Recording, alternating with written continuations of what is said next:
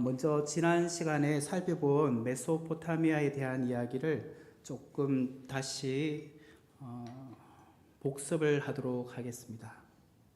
화면이 나오나요? 예. 우리가 함께 살펴보고 있는 성경의 땅은 우리나라로부터 보면 이렇게 먼 거리에 떨어져 있습니다. 성경의 땅이죠. 그래서 이 성경의 땅은 오늘 우리에게 왜 필요한가, 왜 우리가 성경의 땅에 대해서 함께 공부를 해야 되는가에 대해서 우리가 함께 살펴보기를 원하는데, 특별히 지난 시간에 우리가 살펴본 것처럼 비옥한 조승달 모양의 이 지역이 굉장히 성경에서는 중요한 위치를 차지하고 있습니다. 세계 4대 문명의 발상지 가운데 2개가 이곳 비옥한 조승달 지역 성경의 지리와 관련된 곳이죠. 그래서 우리가 메소포타미아 이 문명과 또 밑에 있는 나일강 문명, 이 2개가 4대 문명의 발상지 가운데 2군데가 바로 이곳 성경의 땅에 포함되어 있습니다. 그리고 그 중앙에 레반트라고 되어 있는데, 이곳이 바로 이스라엘 지역과 그리고 우리가 잘 아는 시리아나 또 레바논, 그리고 고대로 말하면 시돈과 두로, 그리고 모압과 암몬, 에돔, 바로 이 땅이 레반트 지역에 포함되어 있습니다. 그리고 다음 시간에 또 살펴보겠지만 터키 지역, 이곳을 소아시아라고 합니다. 우리가 요한계시록에 보면 소아시아 7개 교회가 나오죠. 그리고 사도 바울이 1차 전도 여행을 떠났던 곳이 소아시아 터키 지역입니다. 이곳은 또 신약 사도행전에 중요하게 소개를 하게 되죠. 그리고 그 옆에 마게도냐, 유럽의 첫 도시가 마게도냐죠. 우리가 주일 오전 시간에 사도행전 16장에 바울이 환상 가운데 마게도냐로 와서 우리를 도우라라고 했던 바로 그곳 마게도냐고, 이것이 그리스 땅인데요. 그리스를 크게 2개로 나눌 수 있습니다. 윗부분을 마게도냐 지역이라고 하고 아래쪽을 아가야라고 합니다. 오늘은 그냥 그리스라고 하지만 고대 시대는 위쪽을 마게도냐 지역, 아래쪽을 아가야 지역이다라고 합니다. 그리고 그 옆으로 보면 이제 로마가 있죠. 이렇게 박스로 된 이것이 성경 전체의 신구약에 나오는 내용이다라고 보시면 되겠습니다. 그 중에서도 우리가 메소포타미아 지역을 다시 보시면, 메소라는 것은 중간이라는 뜻이고 포타미아라는 것은 강들이라는 뜻이죠. 그래서 강들 사이에 있는 땅이 바로 메소포타미아 지역인데, 지금 나오는 이렇게 짙은 푸른색이 티그리스 강입니다. 그리고 그 왼쪽 편으로 흘러서 크게 도는 것이 유프라테스 강입니다. 그리고 그 사이 안쪽 지역이 메소포타미아라고 할 수 있습니다. 이곳 메소포타미아 지역을 이렇게 해서 비옥한 조승달이 이렇게 위로 올라가게 됩니다.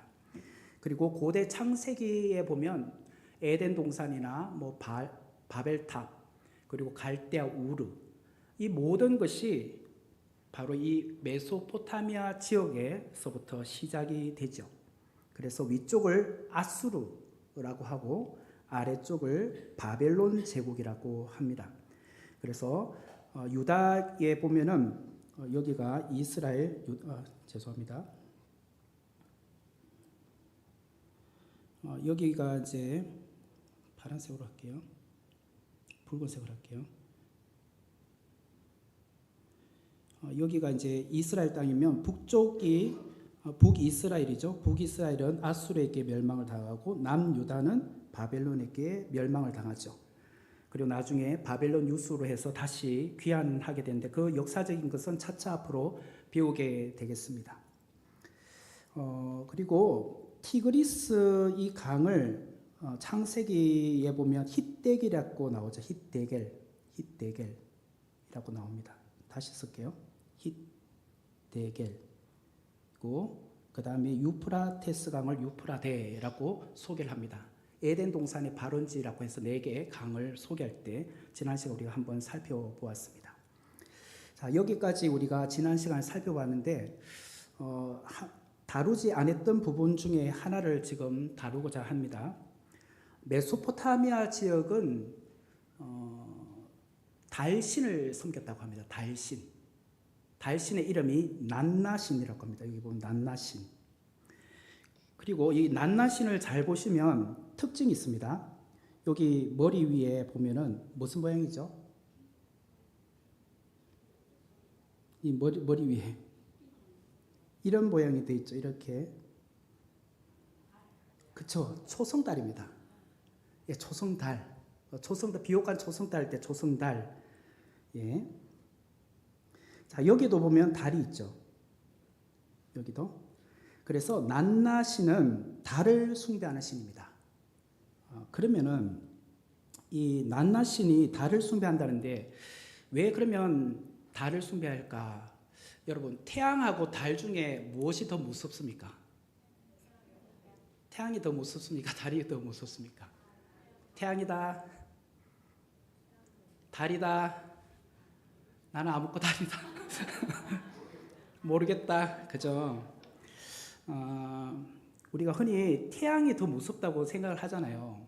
그런데 왜 그렇게 생각하느냐면 일반적으로 광야에 나가 보면은 우리가 그 사막을 쫙 오래 방황하다 보면 그 신기류란 걸 발견하죠. 신기류.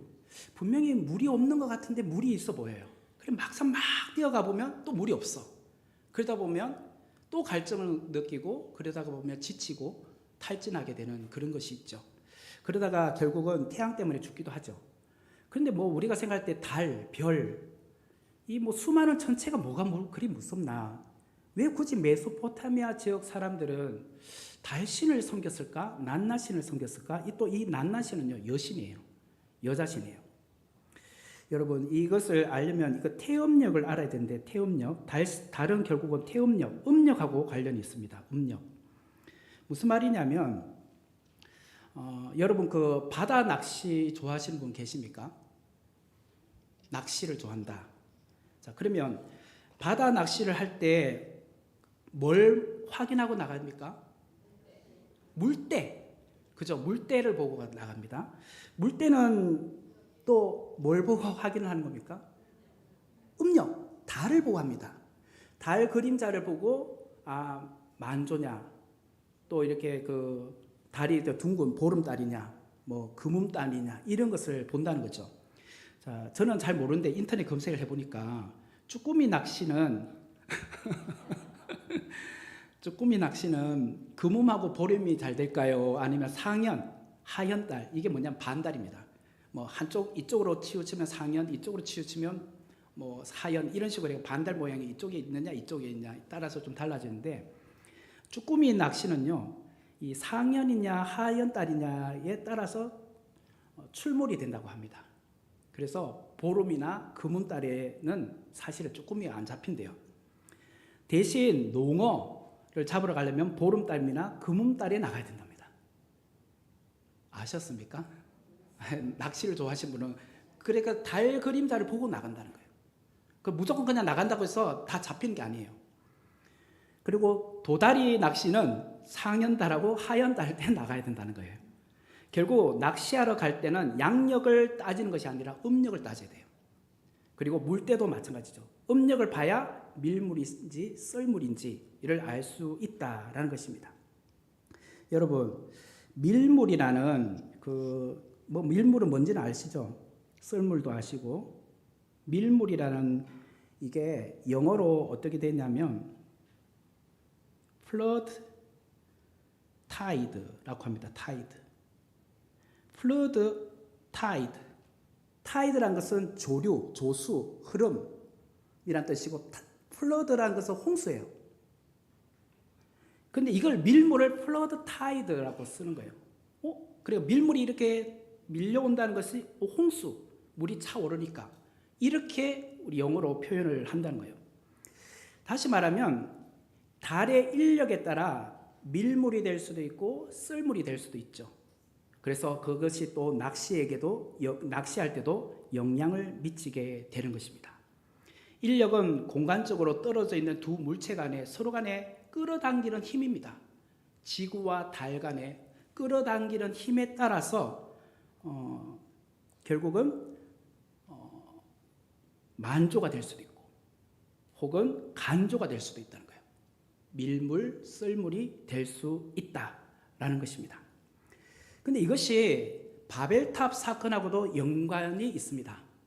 지난 시간에도 살펴보았지만 바벨탑 사건이 이제 하나님께서 노아에게 다시는 비로 홍수로 세상을 심판하지 않겠다고 하셔서 무지개를 만드셨죠.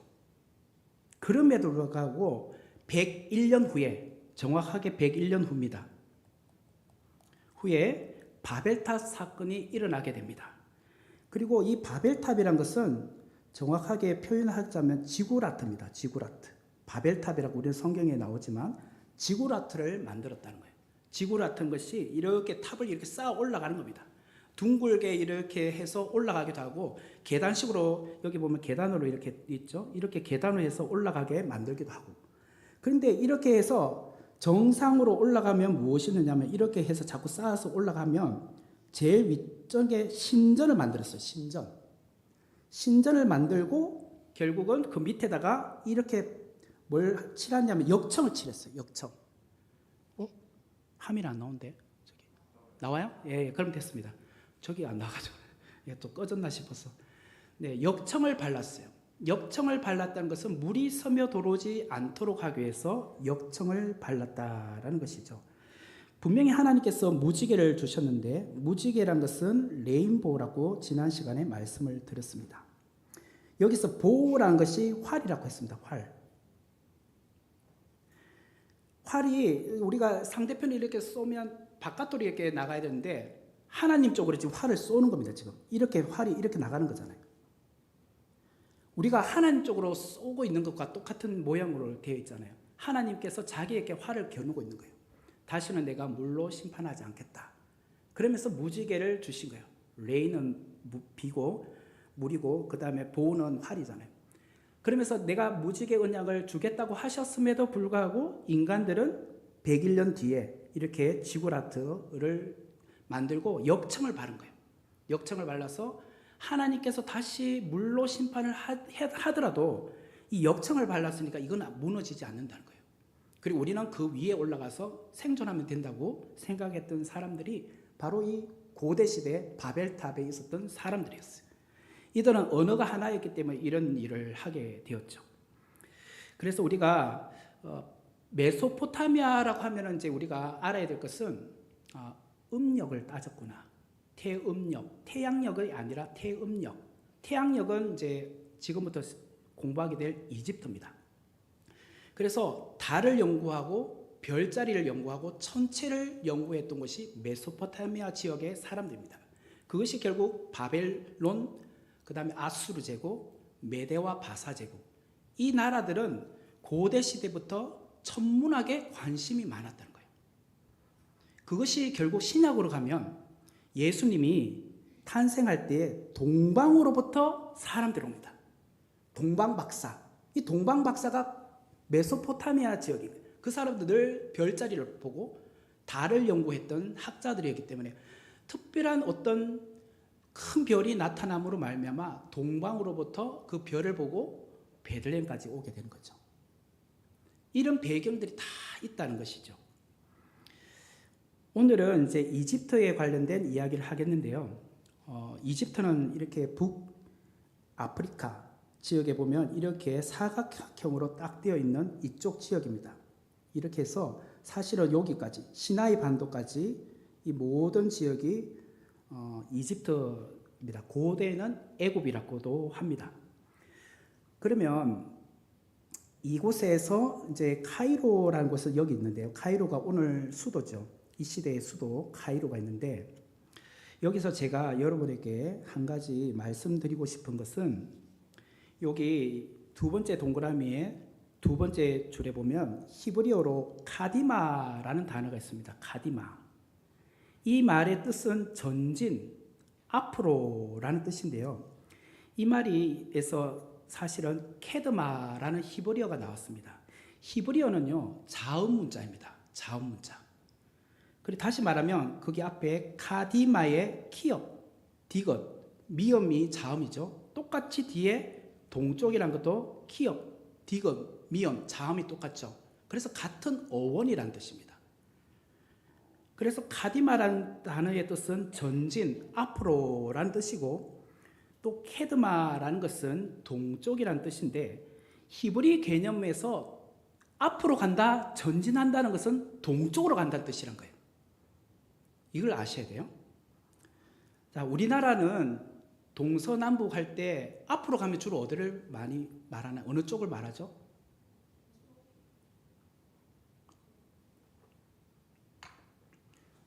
북쪽을 말하죠. 북쪽이 앞으로 가는 쪽이고 남쪽이 뒤로 가는 쪽이라고 우리는 일반적으로 생각하잖아요. 근데 히브리 사람들의 개념은 앞으로 하면 동쪽을 간다, 이렇게 생각을 한다는 거예요. 이것을 이제 여러분들이 염두에 두고 성경을 읽으면 굉장히 도움이 됩니다. 왜 히브리 사람들이 방향을 설정할 때 앞을 동쪽을 굉장히 중요하게 보느냐면 해 뜨는 쪽이 바로 동쪽이기 때문에 그런 거죠. 그래서 있잖아요. 그 다음 화면에 보면 여러분 아까 좀 전에 봤던 거 이거는 똑바로 세워놓고 이쪽이 북쪽, 남쪽, 북쪽, 남쪽, 이쪽이 서쪽, 동쪽. 이건 우리가 일반적으로 보는 시각에서 보는 거잖아요. 이게 편안하죠.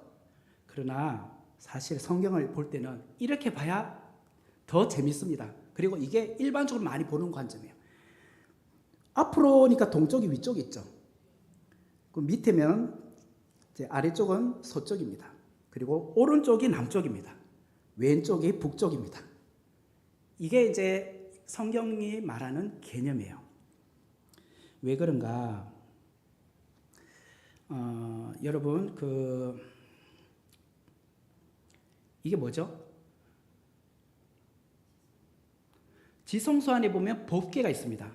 법궤. 이 법궤를 이렇게 상자 있고 요 위에 이제 날개처럼 이렇게 돼 있죠. 다시 이제 좀 더 정확하게 표현하자면 이 법궤는 언약궤라고도 하고 부르죠. 그런데 이것을 조금 더 분해하면 사실은 요게 언약궤 위쪽에 있는 이렇게 날개 모양으로 천사 두 분이라 되나? 천사 두 명이 이렇게 날개를 펴고 이렇게 있습니다. 이걸 뭐라고 하죠? 그룹이라고 합니다. 그룹. 그래서 천사가 두 명이 이렇게 해서 서로 날개를 이렇게 있는 것을 그룹이라고 합니다. 오늘 좀 배우셔요. 이제 앞으로 이제 성막에 대해서도 언젠가 제가 또 강의할 날이 있을 건데 오늘 첫날이니까 천천히 하고 있습니다. 자, 그리고 이게 이제 법궤 상자죠. 이게 밑에 게. 법궤 상자 안에는 무엇이 들어가 있습니까? 네, 아론의 쌍난 지팡이와 만나가 든 항아리와 십계명 두 돌판이 들어가 있다. 우리는 그렇게 압니다. 그런데 여기서 중요한 것은 이 그룹이 보면 이렇게 돼 있죠. 그러니까 조금 위로 향하게 있는데 사실은 이렇게 그리면 안 되는 겁니다. 이게 무릎을 꿇고 이렇게 있으면 사람이 이렇게 있으면 손을 이렇게 있어야 됩니다. 날개를 이렇게 해가지고 이쪽으로 해서 무릎을 꿇고 이렇게 있어야 됩니다. 그렇게 평평하게 이렇게 돼 있어야 됩니다. 근데 지금은 이렇게 돼 있죠. 그래가지고 마치 이렇게 좀 그림이 그려져 있단 말이에요. 근데 사실은 평평하게 해야 되는 겁니다. 그룹을 이렇게 해야 됩니다. 그럼 왜 그런가? 시편 132편 7절 말씀에 보면 우리가 그의 계신 곳으로 들어가서 그의 발등상 앞에 엎드려 예배드리라, 이런 말이 나오죠. 무슨 말이냐면 이스라엘 사람들은 이 그룹 지성소에 하나님이 이 그룹 위에 날개 위에 앉아 계시다고 믿어요. 자, 날개가 이렇게 되어 있습니다. 이렇게 해서 지금 무릎을 꿇고 있습니다. 이렇게 무릎을 꿇고 제가 하나님을 그림을 그릴 수는 없지만 그래도 사람처럼 한번 그려본다면 하나님이 이렇게 있으면 이렇게 해서 엉덩이를 밑에다 해가지고 이렇게 앉아있다는, 무릎을 딱 내리고 여기 엉덩이에 받침대예요. 지금 날개가, 그룹이. 근데 이렇게 하면 어떻게 돼요? 똥침입니다. 하나님 앞에 똥침할 수 없잖아요. 그래 평평하게 해야죠, 당연히. 자, 그리고 여기 보면 이게 결국 무엇이냐, 발판이 되는 겁니다. 판때기가. 그래서 여기 보면 발등상이라고 합니다. 발등상. 그래서 하나님이 여기 발판 위에다가 발을 딱 얹으시고 위에 날개 위에다 이렇게 앉아 있는 거예요. 왕으로서. 이 그림이라고요. 이게 그룹이에요. 그러면 이렇게 딱 앉아서 어느 쪽을 쳐다보고 있습니까? 동쪽을 쳐다보고 있습니다. 왜 그런가? 자, 성막을 제가 한번 살짝 그려보면 성막 바깥 울타리입니다. 자, 성막에 보면 여기에 이쪽이 지성소고 이쪽이 조금 성소고 이 바깥 뜰입니다. 이 뜰에 보면 여기에 뭐 있죠? 번제단. 여기는 번제단이에요. 그 다음 그 앞에는 뭐 있죠? 이거는 물두멍입니다. 손 씻는, 발이나 손 씻는 물두멍. 자, 그러면 성소 안에는 뭐가 있습니까?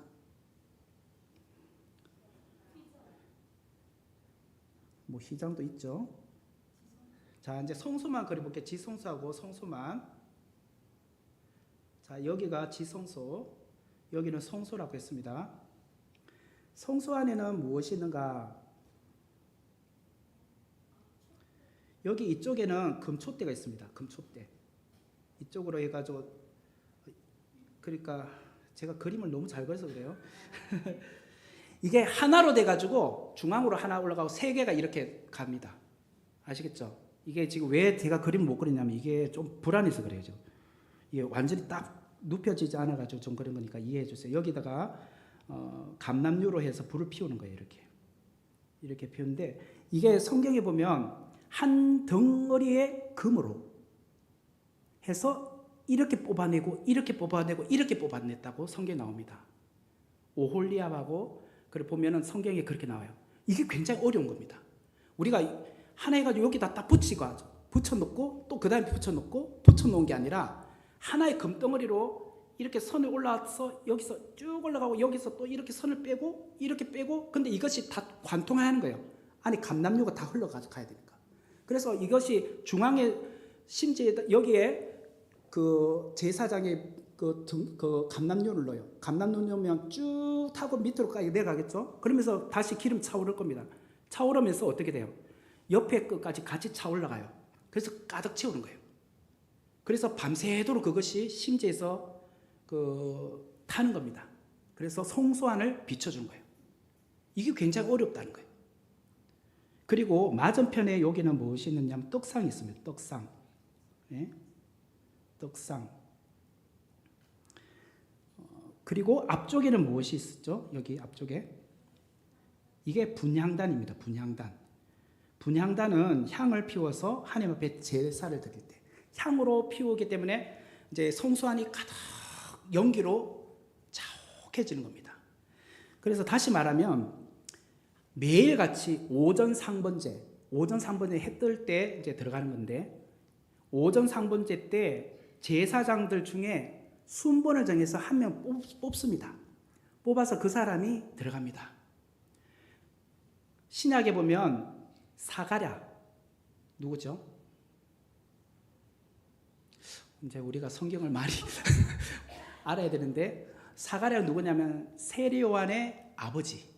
세례요한이 태어나기 전에 사가랴가 그날 당번이 돼가서 성소에 들어가는 영광을 얻은 거예요. 그 분향단에 가서 제사를 드리는 사람이 된 거예요. 그래서 여기는 혼자만 들어갑니다. 성소 안에는. 그래서 분향단에다가 이렇게 향을 이렇게 넣고 피우는 거죠. 그러면 바깥에 오전 상번제 드리는 사람들이 이 바깥에 뭐가 있느냐면 제사장의 뜰, 그 다음에 또 이방인의 뜰 이런 식으로 뜰이 있단 말이에요. 거기에 온 이스라엘 백성들이 와서 오전 상번제 드리러 나와 있습니다.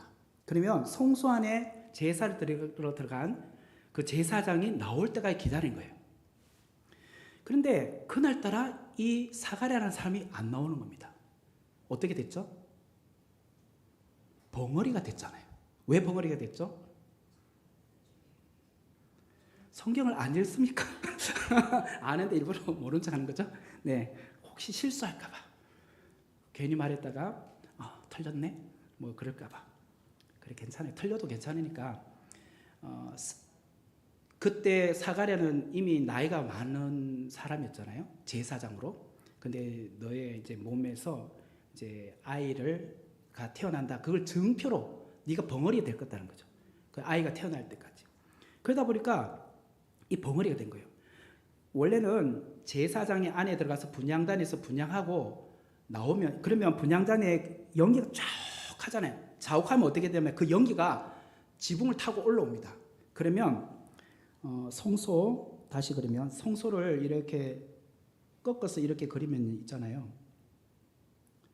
여기 지성소고, 성소에서 분향단에서 연기가 쫙 하면 이것이 타고 연기가 쫙 밖으로 막 나와요. 그러면 바깥에 있는 이스라엘 백성들이 전부 다 기다리고 있어요. 제사장이 나오기를. 그러면서 이게 하나님께로 올라가는 연기, 이게 기도라고 생각해요. 향. 그러면 나오면 어떻게 하냐면 그 제사장이 민수기 6장 후반부에 보면 여호와는 내게 복을 주시고 너를 지키시기를 원하며 여호와는 그의 얼굴을 향하여 네게 비추시기를 원하며 뭐 그 있죠. 우리 구약의 축복이라는 거. 그러면 이 성소 안에 들어갔던 제사장이 딱 나와가지고 손을 이렇게 합니다. 이렇게. 이게 무슨 모양이냐면 W죠. W가 이게 뭐냐? 샬롬입니다. 샬롬. 샬롬이 샤자에 이렇게 되거든요. 이렇게 해가지고 두 손을 이렇게 마주칩니다. 이렇게 해가지고 이거를 백성들을 향하여 쫙 펴니다. 그리고 옆에 다른 제사장이 함께 섭니다. 이분들은 안에 안 들어갔던 제사장. 그 계단 위에 같이 서서 분향단에 들어갔던 제사장이 먼저 선창을 합니다. 민수기 6장에 나오는 여호와는 내게 복을 주시고 너를 지키시기를 원하며 옆에서 쫙 하면 이스라엘 백성들 전부 다 하나님께 영광 돌리고 이게 축복이에요. 구약의 축복 기도예요. 그럼 하나님께서 우리의 예배를 받아주셨다 라고 하는 겁니다. 그런 걸 이제 나중에 또 할 때 하도록 하겠습니다. 제가 이제 왜 이야기했느냐면 이 성소가 여기 이제 지성소가 법궤가 있다고 했죠. 여기에 법궤가 있는데 이것이 이쪽 동쪽을 보고 있다는 거예요. 동쪽. 왜 그런가? 동쪽이 출입문입니다. 출입문이기도 하고 해가 또 오르기 때문에 그래서 햇볕이 이렇게 쭉 들어오면서 지성소는 가장 서쪽에 위치하고 있습니다. 그래서 동쪽을 본다. 그래서 지금 계속 말한 것은 동쪽이 그만큼 중요하다는 것을 지금 이야기하기 위해서 말하는 겁니다. 특별히 여러분 우리 창세기 14장 14절과 15절의 말씀 우리 한번 찾아보겠습니다. 창세기 14장 14절과 15절의 말씀.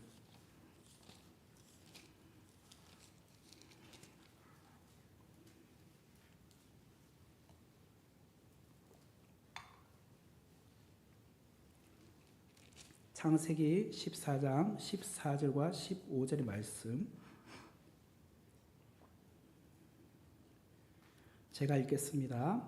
아브라함이 그의 조카가 사로잡혔음을 듣고 집에서 길리고 훈련된 자 318명을 거느리고 단까지 쫓아가서 그와 그의 가신들이 나뉘어 밤에 그들을 쳐부수고 다메섹 왼편 호박까지 쫓아가. 왼편 호박까지 쫓아가 라고 나오죠. 여기 지금 이제 이스라엘 지도를 이렇게 뉘었습니다. 그래서 이쪽이 이제 북쪽이기도 하죠. 자, 여기에 이제 다메섹이 있어요. 다메섹. 여기가 다메섹이 이쪽에 있습니다. 근데 왼편 뭐라고 돼 있죠? 호박까지. 다메섹 여기서부터 왼쪽은 이쪽이죠, 지금. 왼쪽이 이쪽이니까. 이쪽으로까지 쫓아가. 말은 북쪽으로 더 올라갔단 말이에요. 그래서 호박은 어디 있냐면 다메섹에서부터 좀 더 올라가면 여기에 호박이 있다는 거예요. 호박. 여러분도 혹시 지금 성경책에 영어로 되어 있다면 NIV든 뭐든 영어 성경이 있다면 아니면 뭐 없다면 집에 가서 확인해 보세요. 여기 보면 제가 표현했어요. as far as 호바, north of Damascus, north of라고 되어 있어요. 북쪽이죠. 다메섹의 북쪽. 그래서 왼쪽이란 것이 북쪽이라는 뜻입니다. 이해가 되시죠? 그래서 성경 읽을 때 왼쪽으로 갔구나. 왼편 호박까지. 그러면 왼쪽으로 어디 갔지? 서쪽으로 갔단 말인가? 우리는 이제 일반적으로 그렇게 생각하는데 히브리적 개념은 왼쪽이 북쪽이다 라는 것을 제가 이해시키기 위해서 하는 말입니다. 다시 성경으로 돌아와서 자, 그래서 왼쪽 편은 북쪽, 그리고 오른쪽은 남쪽, 그죠? 남쪽. 그리고 아래쪽은 서쪽, 북쪽이 동쪽입니다. 앞으로 전진하면 동쪽을 향해 간다고 생각하는 거예요. 동쪽. 이렇게 생각을 하시면 됩니다.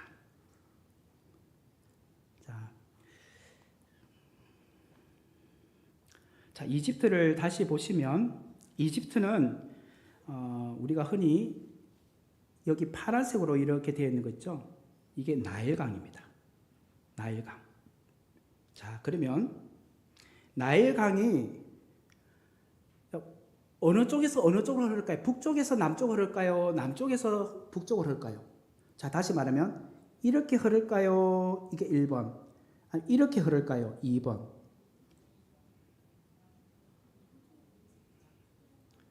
자, 오른쪽에서 왼쪽으로 흐를까요? 왼쪽에서 오른쪽으로 흐를까요? 자, 그것도 헷갈리면 1번일까요? 2번일까요? 네. 2번입니다. 자, 우리가 흔히 다시 이거는 이스라엘입니다. 이제 막 자꾸 여기 갔다가 저기 갔다가 해서 좀 죄송하지만 약간 이제 비틀어 놨어요. 자, 여기가 요단강, 그렇지? 요단강이 아니지. 여기가 갈릴리 바다예요. 갈릴리예요. 갈릴리 바다. 그리고 여기가 밑에가 사해 바다입니다. 사해, 염해라고도 하고. 자, 그래서 이게 갈릴리가 북쪽에 있습니다. 북쪽에 있고 사해가 남쪽에 있어요. 그리고 그 사이에 요단강이 흐릅니다. 요단강. 이게 요단강이에요. 일반적으로는 북쪽에서 남쪽으로 흐릅니다. 대부분 강이. 뭐 우리 한강 같은 경우는 어디서 어디로 흐르죠? 동쪽에서 서쪽으로 흐르네요. 아닌가요? 서쪽 바다로 이거 인천 쪽으로 안 흘러오나? 그렇죠. 그럼 동쪽에서 서쪽으로 흐르네요. 그런데 이제 이스라엘 같은 경우는 북쪽인 갈릴리 호수에서 남쪽인 사해 바다로 이렇게 흘러내려가는 겁니다. 근데 이것이 위에 보면 헬몬산이 있습니다. 헬몬이 만년설입니다. 거기서 얼음이 녹아서 여름에 그것이 이제 밑으로 흘러와서 갈릴리 호수에 혹은 바다라고도 하죠. 거기에 모였다가 그것이 요단강을 통해서 염해인 사해바다로 흘러내려가는 겁니다. 근데 염해라고 하는 이유는 여기서 모인 물이 더 이상 빠져나가지 않고 그냥 모여있기 때문에 염분이 높아서 염해라고도 하고, 사해라는 것은 데드시, 죽음의 바다. 소금기가 워낙 많아서 물고기들이 살 수 없다라고 해서 흔히 사해라고도 하죠. 자, 다시 돌아왔습니다. 왜 그러면 이제 근데 이집트는 남쪽에서부터 북쪽으로 흘러가기 바다입니다. 그래서 오른쪽에서 왼편으로 갑니다. 물줄기가 흘러간다는 거예요. 우리나라랑 똑같네요. 한강하고. 이거는 북쪽이지. 그건 아니구나. 자, 그러면 자, 어디가 상류죠? 당연히 남쪽이 상류죠. 상류고 이쪽이 하류입니다. 요걸 이제 기억을 하셔야 됩니다. 성경을 읽을 때 이집트 하면 하류가 이쪽이고 상류가 이쪽이고, 자, 여기서 하류 쪽에 보면은 중요한 도시가 고센이 있습니다. 여기 고센이 결국 하류에 있다는 거예요. 삼각주라고 합니다. 흔히 삼각주. 여기에 삼각형 모양으로 되어 있기 때문에 삼각주라고 합니다. 거기에 고센 땅이 있습니다. 그래서 아브라함의 70명의 가족들이 이 고센 땅에 와서 정착하여서 430년을 살게 되죠. 그리고 모세 때에 출애굽을 합니다. 출애굽해서 이렇게 가서 시나이 반도, 시내산에 들렸다가 바란 광야, 신광야 돌면서 이렇게 계속 방황하다가 여기 모압 땅에 오죠. 40년째. 그리고 여기서 모세가 죽고 요수아가 후임자가 되어서 후계자가 되어 요단강을 건너서 이제 가나안 땅으로 들어갔죠. 그래서 이제 가나안 정복 전쟁 7년이 시작이 됩니다. 그리고 오늘날 이제 수도인 카이로가 바로 하부 이집트 땅인 이곳 하류 쪽에 있습니다. 그래서 있잖아요. 이쪽 경계 대충 앞부분 위쪽까지 여기서 밑으로가 상류라고 했어요. 상류고 여기는 상부 이집트라고 합니다. 상부 이집트 혹은 상 이집트라고도 합니다. 그리고 이쪽 반대쪽은 하류이고 또 하부 이집트라고 합니다.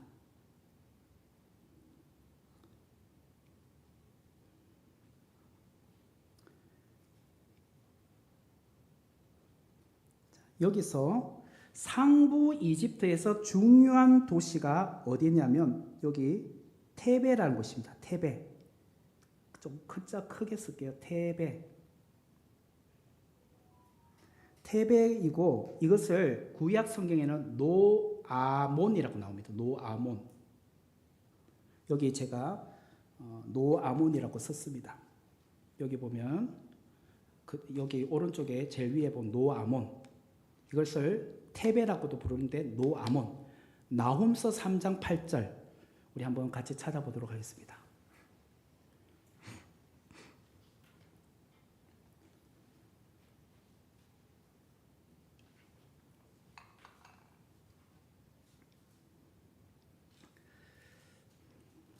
나훔서 3장 8절 내가 어찌 노아몬보다 낫겠느냐 그는 강들 사이에 있으므로 물이 둘렀으니 그쵸 나일강 문입니다.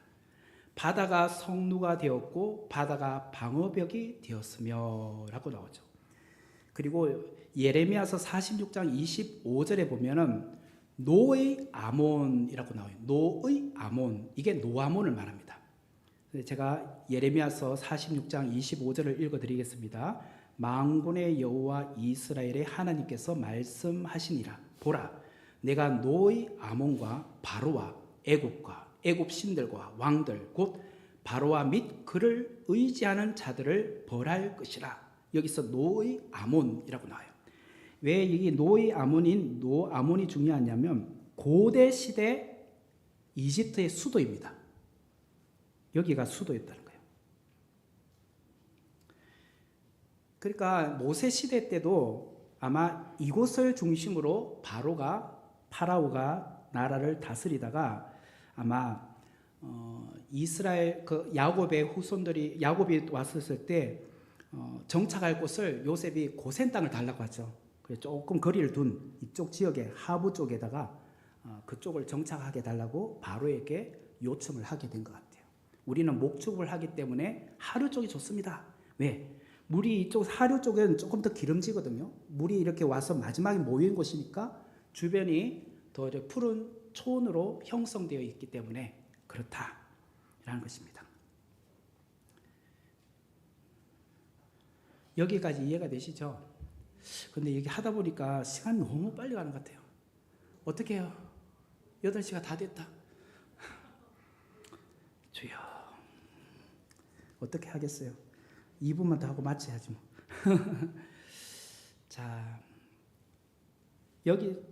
거기서 또 보면은 나일강이 사실은 여기서부터 이렇게 흘러간다고 했습니다. 남쪽에서 북쪽으로 흘러가는데 거기에서 중요한 게 보면 여기 5폭포, 또 4폭포, 3폭포, 2폭포, 1폭포 이런 단어들이 있습니다. 폭포들이 있다는 거예요.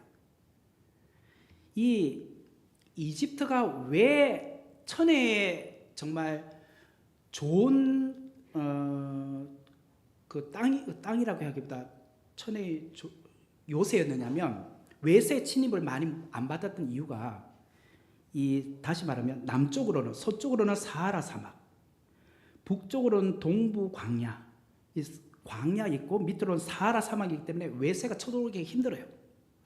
그리고 이쪽 남쪽 지역에서는 에티오피아나 또 여기 보면 누비아라고 수단이라는 나라가 있죠. 이 남쪽에 있는 아프리카 나라들이 이집트로 공격을 해로 올 수 있지만 이 폭포들이 있어요. 이 폭포들이 어떤 역할을 하냐면 배 타고 못 오는 거죠. 배 타고 오다가 폭포 있으면 뚝 떨어지잖아요. 그렇기 때문에 그것을 막아주는 역할을 하는 거예요. 그리고 이쪽 뭐 예를 들어서 메소포타미아 이쪽이죠. 그리고 이쪽이 가나안 땅이니까 가나안 땅. 이쪽에서도 외세가 쳐들어올 수 있잖아요. 그리고 또 유럽 땅인 그리스 땅이나 로마 땅에서도 이집트를 공격해 오를 수도 있죠. 그러면 결국 강줄기를 타고 가야 될 거 아닙니까? 수도는 여기 노아몬 있죠. 딱 중앙에 있어요. 그래서 이게 물이 이렇게 흘러가기 때문에 남쪽에서 북쪽으로 흘러가기 때문에 역류입니다. 역류. 배를 타고 가도 힘든 거예요. 그래가지고 오랜 기간 동안 이집트가 외세 침입을 많이 안 받았던 나라예요. 이게 왜 중요하냐면 메소포타미아 지역은 나라들이 계속 바뀌어갑니다. 아수르 제국, 바벨론 제국, 그리고 메데와 바사 제국 이렇게 제국들로 이렇게 바뀌어가잖아요. 그러면 그 당시 사실은 메소포타미아 문명이 더 큰 문명입니다. 여기는 두 강이 있었기 때문에 티그리스와 유프라테스 강이 있었기 때문에. 그럼에도 불구하고 오늘날 이 시대에 보면 고대 문명의 그 유물들이 어디에 많으냐면 이집트에 많아요. 피라미드, 스핑크스, 미라 이런 것들이 왜 이집트에 많이 남아있느냐면 이런 천혜의 조건들 때문이었던 거예요. 그래서 그런 유적들이 남아있는 걸 가지고 이렇게 뭐 고고학적으로 이렇게 해서 뭐 몇 년도 이렇게 측정을 할 수 있는 그것들이 그래서 서기 주전, 주후 이 개념을 전부 다 확인하는 잣대가 됐던 것이 바로 이집트예요. 그래서 이집트는 태양력을 믿었어요. 태양력. 여기는 이제 광야가 많기 때문에 햇볕을 굉장히 중요하게 봤어요. 그래서 바로도 태양의 아들이라고 했어요. 그래서 라라고 해가지고 태양의 아들이라고 불렀어요. 그래서 우리가 오늘날 2024년 이렇게 서기 이렇게 다 따지게 되고 한 모든 그 계산법은요 다 이집트로부터 시작됐다고 생각하시면 돼요.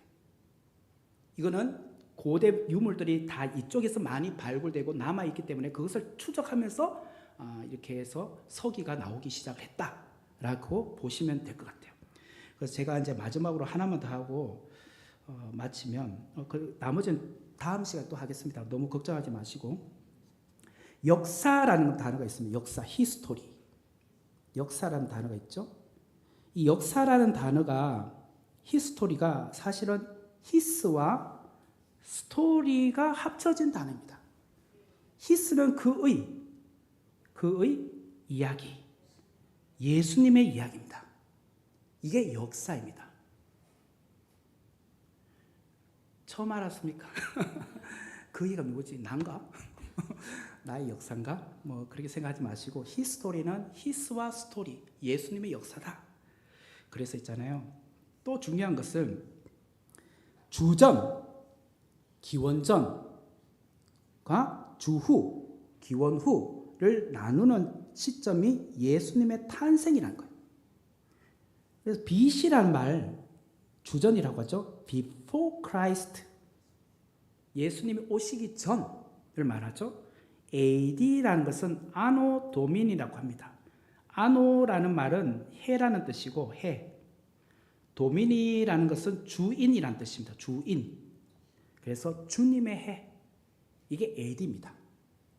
세상 사람들은 이거를 잘 이렇게 해서 정말 그랬나 몰랐겠죠. 근데 우리는 정확하게 이제 이해가 되시잖아요. 모든 역사가 주님으로부터 이렇게 주전이 되고 주후가 된 거죠. 그러니까 구약은 예수님이 오시기 전의 이야기고, 주후 신약 같은 경우는 예수님이 오신 이후의 역사에 관련된 이야기잖아요. 우리는 거기에 살아가고 있는 거예요. 예수님 오신 이후 2024년도 오늘을 우리가 살아가고 있습니다. 그리고 여러분들 잘 아시다시피 우리가 주일부터 시작하자. 일, 월, 화, 수, 목, 금, 토 이렇게 가잖아요. 주일이잖아요. 주일이 제일 앞에 있습니다. 안식하고 주중을 사는 겁니다. 근데 다른 사람들은 월요일부터 토요일까지 일하고 일요일 날 하루 쉰다고 생각해요. 근데 아닙니다.